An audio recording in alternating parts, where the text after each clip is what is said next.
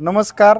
आज राष्ट्रीय समाज पक्ष फलटण तालुक्याच्या वतीने आज तहसीलदार यांना सीबीएसई पॅटर्न महाराष्ट्र शासनाने लागू केला याबद्दल आपण निवेदन दिले अभिनंदना संदर्भात। तसेच आज आमची इथं राष्ट्रीय समाज पक्षाच्या वतीने मीटिंग झाली।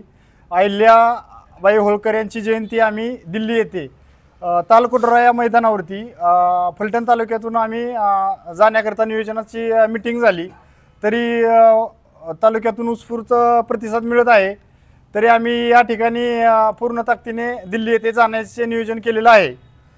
त्यानंतर माननीय राष्ट्रनायक महादेवराव जानकर साहेब यांची 57वा वाढदिवस आम्ही तालुक्याच्या वतीने करण्याचे ठरवले आहे। त्या संदर्भात सुद्धा आता आमचे विचारविनिमय झाले।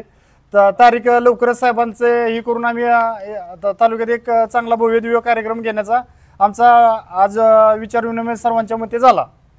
तरी 25 एप्रिल रोजी भव्य रथयात्रा आम्ही महाराष्ट्रभर ही रथयात्रा महाराष्ट्रभर फिरवणार आहे। तरी तालुक्याच्या तुमच्या माध्यमातून मी तालुक्यातील कार्यकर्ते आणि पदाधिकाऱ्यांना सांगू इच्छितो की 25 एप्रिलला आपली रथयात्रा फलटण तालुक्यातून येणार आहे 1 दिवसासाठी। तर त्याच्यात आपण प्रतिसाद द्यावा ही नम्र विनंती। धन्यवाद। आज आपण फलटण तालुक्यातील सर्व राष्ट्रीय समाज पक्षाचे कार्यकर्ते पदाधिकारी एकत्र जमून विधानसभेत जो राष्ट्रनायक महादेवराव जानकर साहेबांनी जो आवाज उठवला तर सीबीएसई पॅटर्न सगळ्यांना एकसारखा एक समान संधी आणि एक समान शिक्षण ह्या धर्तीनुसार असावे त्याची शासनाने निर्णय घेतलेला आहे। त्या निर्णयाला अभिनंदनाचा ठराव आम्ही शासनाला दिलेला आहे। त्या ठरावाद्वारे आम्ही शासनाचे अभिनंदन केलेलं आहे की बाबा तुम्ही जानकर साहेबांच्या विनंतीस मान देऊन जो ठराव केला त्याबद्दल त्यांचे आभार मानलेले आहेत। तसेच जानकर साहेबांचा वाढदिवस आता 19 एप्रिलला आहे।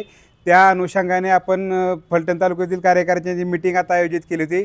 त्या मीटिंगमध्ये जानकर साहेबांचा वाढदिवस मोठ्या प्रमाणात साजरा करण्याचे ठरवले आहे आणि 31 मेला आपले राजमाता अहिल्याबाई होळकर यांची जयंती दिल्ली येथे मोठ्या प्रमाणात आपण साजरी करणार आहोत। त्या जयंतीसाठी चौंडी येथून जो रथयात्रा निघणार आहे ती रथयात्रा आपले फलटण तालुक्यात 25 एप्रिलच्या दरम्यान येणार आहे। त्या 25 एप्रिलच्या दरम्यान सर्व राष्ट्रीय समाज पक्षातील कार्यकर्ते पदाधिकाऱ्यांना माझी विनंती आहे की त्यांनी 1 दिवस पूर्ण वेळ काढून आपल्या फलटण तालुक्यात ती रथयात्रा आपण फिरवणार आहे आणि त्याचा प्रचार व प्रसार करणार आहे। तरी सर्व कार्यकर्त्यांनी हजर राहून त्या रथयात्रेचा सहभाग नोंदवावा अशी मी त्यांना सर्वांना विनंती करतो।